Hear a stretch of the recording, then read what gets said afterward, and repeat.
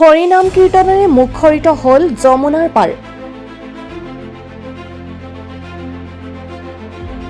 বৰাকৰ কাজল সেনে মহিলে দৰ্শকক।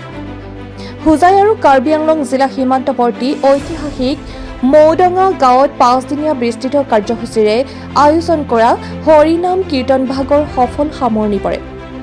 শ্ৰী শ্ৰী ৰাধা গোবিন্দ মন্দিৰত হাজাৰ হাজাৰ ভক্ত সমাৱেশে দ্বিতীয় বৃন্দাবনত পৰিণত হয়। তাৰ মাজতে বৰাক ভেলীৰ কাজল সেন নেতৃত্বাধীন মদন মোহন দলৰ নাম সংকীৰ্তনে উপস্থিত সকলোকে আপ্লুত কৰি তোলে। বিশ্ব শান্তি আৰু জীৱকুলৰ মংগলৰ অৰ্থে আয়োজিত এই হৰিনাম কীৰ্তন শ্ৰৱণ কৰিবলৈ দূৰ দূৰণিৰ পৰাও ভক্তৰ সমাগম ঘটে।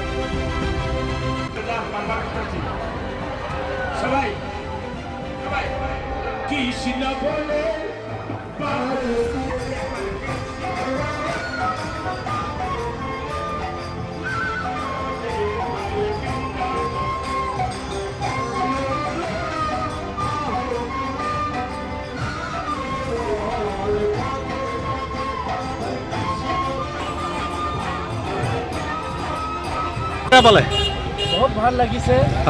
ইয়াত আজি মদঙা গাঁৱত ইয়াত কাজল সেন বুলি তেখেতে বহুত ফেমাছ মানে কিবা আৰু গায়ক তেখেতে আহিছে বুলি আমি কাৰ্বি আংলঙৰ পৰা ইয়াত হোজাই ডিষ্ট্ৰিক্ট মদঙা গাঁৱলৈকে আমি চাব আহিছোঁ। বহুত ভাল লাগিছে। প্ৰসাদ খালে? প্ৰসাদ খালোঁ, খিচিৰিও খালোঁ, আমি ভালে ভালে প্ৰসাদো খালোঁ আৰু চব ঠিকে আছে। বহুত ভাল লাগিছে। এতিয়া ৰাতি কেইটা বাজিছে? ৰাতি এতিয়া বৰ্তমান 11টা ইমান 11:30মান বাজি আছে। তথাপিও মানে যে ইয়াত ইমান ভাল লাগিছে যে টাইমটো কেনেকৈ গৈছে এইটো ক'ব পৰা নাই। 12টা বাজি গ'ল নেকি? এনেকুৱা হ'ব বৰ্তমান, কিন্তু বহুত ভাল লাগিছে।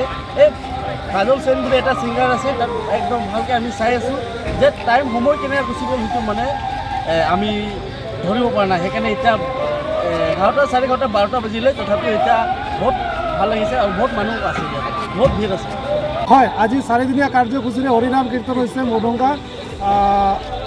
ৰাইজৰ সমাগম কেনেকুৱা? ৰাইজৰ বহুত সমাগম হৈছে আজি, ভাল লাগিছে। গোটেই দিন পৰা আজি ৰাতি 11টালৈকে আজি চলি আছে কীৰ্তন। কালি ৰাতিপুৱালৈকে চলিব? ৰাতিপুৱালৈকে চলিব আৰু মানুহৰ পৰা ভিৰ আছে। কাজল সেন আহিছে ইয়াত আৰু কাজল সেনৰ কৰিমগঞ্জৰ টিমটো ৰাইজৰ বিশেষ সমাগম হৈছে এইটো টিমত।